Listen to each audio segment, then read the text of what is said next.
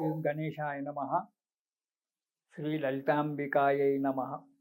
Hit TV ప్రేక్షకులకు సుమాంజలులు. మనకు చాలామంది కనబడుతుంటారు. భార్యాభర్తల మధ్యన మనస్పర్ధలు రావడం, ప్రేమించి పెళ్లి చేసుకుంటారు, పెళ్ళి అవుతుంది. లేదా కొందరు అరేంజ్ మ్యారేజ్ చేసుకుంటారు, పెళ్ళి అవుతుంది. కొంతకాలం సుఖంగా ఉంటారు. ఆ తర్వాత వారి మధ్యన మనస్పర్ధ స్టార్ట్ అవుతాయి. కానీ ఒక విధంగా చూసినట్టయితే ఈ కాలంలో స్వయంకృతాపరాధమే ఎక్కువగా కనిపిస్తూ ఉంటుంది. మీరు నన్ను ఏమన్నా పర్వాలేదు. స్వయంకృతాపరాధం అంటే ఒకరినొకరు అర్థం చేసుకుంటకపోవడం. నేను ఉద్యోగం చేస్తున్నాను, నువ్వు ఉద్యోగం చేస్తున్నావు, ఇద్దరం అలసిపోయి వస్తున్నాము, నేనుంట చేయి, నువ్వు వంట చేయి, నేను చెయ్యను, ఇది చెయ్యను అని చెప్పి ఇలా చిన్న చిన్న విషయాలలో అలసిపోయి వచ్చి చిన్న చిన్న విషయాలలో మనస్పర్ధలు తెచ్చుకొని జీవితాలను పాడు చేసుకుంటున్నారు. అది కాదు. ఒకరినొకరు అర్థం చేసుకున్నప్పుడే జీవితం అంతా కూడా సుఖంగా నడుస్తుంది. పూర్వకాలంలో ఎన్నో భర్తలు భార్యలను ఎంతో బాధించేవారు, అత్తగారు బాధించేవారు. అయినా వాళ్ళు సహనంతో ఉండి జీవితాన్ని కాలం గడుపుకుంటూ వచ్చారు. ఆ తర్వాత సంతానం అయిన తర్వాత ఇద్దరు సమరసంగా ఉండి ఒకరినొకరు విడిచిపెట్టకుండా ఉన్నారు వాళ్ళు. అలా ఒకరినొకరు అర్థం చేసుకుంటూ పోయినప్పుడు జీవితాలు సుఖమయంగానే ఉంటాయి. అలా సరే, ఇలాంటి దోషాలు భార్యాభర్తల మధ్యన మనస్పర్ధలు రావడము, ఇలాంటి దోషాలు ఉన్నప్పుడు మనకు కూడా ఈ లలితానామాలలో కొన్ని చెప్పారు, కొన్ని నామాలు చెప్పారు. వాటిని కనుక మనం జపం చేసినట్టయితే అనుకూలత ఏర్పడుతుంది భార్యాభర్తల మధ్యన. ఏంటంటే కామేశ ప్రేమరత్నమని ప్రతిపనస్తన్యై నమః అని చెప్పి ఒక నామం చెప్పాడు, ఒక పాదం, శ్లోక పాదం.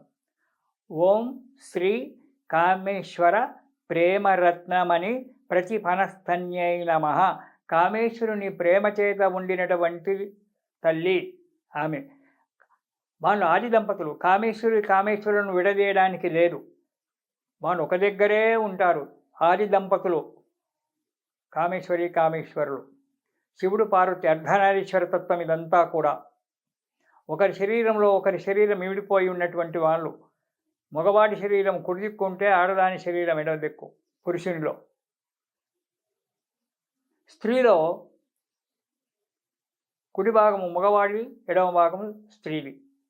ఇలా ఒకరి శరీరంలో అర్ధ శరీరాన్ని పంచుకొని ఉన్నటువంటి వాళ్ళు అర్ధనారీశ్వరులు.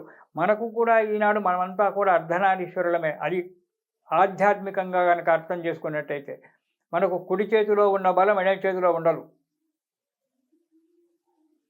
ఆ తీక్ష్ణత కుడి కన్నులో ఉన్నటువంటి ఒక తీక్ష్ణత ఎడమ కంటిలో ఉండదు. ఇది బాగా గమనించాలి. కాబట్టి దీనికి ఈ విడదీయనటువంటి ఒక ఆది దంపతులైనటువంటి ఒక వారి కామేశ్వర ప్రేమరత్నమని ప్రతిపనస్తన్యై నమః. ప్రతిదానికి కూడా ముందు ఓంకారము, శ్రీకారము, తర్వాత చివరలో నమః అని పెట్టుకోవాలి. ప్రణవం లేకుండా నామం ఉచ్చరించకూడదు. కాబట్టి ఓం శ్రీ కామేశ్వర ప్రేమరత్నమని ప్రతిపనస్తన్యై నమః అనేటువంటి ఒక శ్లోక పాదం కానీ, లేదా ఓం శ్రీ కామేశజ్ఞాత సౌభాగ్య మార్దవోర్దయాన్వితాయై నమః అనేటువంటిది. అంటే పరమేశ్వరుని యొక్క తొడ మీద, ఎడమ తొడ మీద అమ్మవారు కూర్చొని ఉంది. కామేశజ్ఞాత సౌభాగ్య మార్ధవోరుద్వయాన్విత. కామేశ్వరుడు తన చేతులతో అమ్మవారి తొడలను ముట్టుకున్నాడట. చాలా శుతిమిత. అదంతా కూడా వేదండి. అదంతా మనకి ఇప్పుడు అవసరం లేదు. భర్త యొక్క ప్రేమ అన్యోన్యత లభించాలి అంటే ఓం శ్రీ కామేశజ్ఞాత సౌభాగ్య మార్దవోరు ద్వయాన్వితాయై నమః అనేటువంటి ఒక శ్లోక పాదాన్ని గనక జపము చేసినట్టయితే భార్యాభర్తల మధ్యన అన్యోన్యత లభిస్తుంది. అంతేకాకుండా ఇంకొకటి, భార్య భార్య మా భార్య మాట భర్త వినడం లేదు. ఇవి కూడా చాలా మటుకు వింటుంటాం. గురువుగారు, నా భర్త నా మాట ఏమాత్రం వినడం లేదండి, నన్ను దూరంగా కొట్టేస్తుంటాడు, పెళ్లి చేసుకున్నాడు కానీ నన్ను దూరంగానే ఉంచుతాడంటాడు. అది నిజమో అబద్ధమో మనకు తెలియదు, వాళ్ళు చెప్తుంటారు, మనం దీనికి మనకు లలితానామాలలో చెప్పాడు. ఓం శ్రీ శివ కామేశ్వరాంకస్త శివ స్వాధీన వల్లభాయై నమః అనేటువంటి ఒక నామాన్ని చెప్పాడు. అమ్మవారు పరమేశ్వరుణ్ణి తన తీయని మాటల చేత స్వాధీనం చేసుకుందట. ఓం శ్రీ శివ కామేశ్వరాంకస్థాః శివ స్వాధీన వల్లభాయై నమః అనేటువంటి ఒక్క నామాన్ని గనక ఎవరైతే జపము చేస్తారో వారికి భర్త స్వాధీనుడై ఉంటాడు.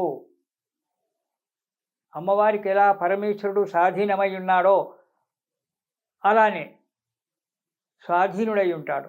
కాబట్టి ఈ నామాలను పెళ్ళి కావాలంటే ముందు చెప్పిన 2 నామాలు అమ్మవారికి యొక్క భార్యాభర్తల యొక్క మధ్యన అన్యోన్యత ఉండాలి అన్నప్పుడు 3 శ్లోకాలు చెప్తున్నాను ఇక్కడ. 1 ఓం శ్రీ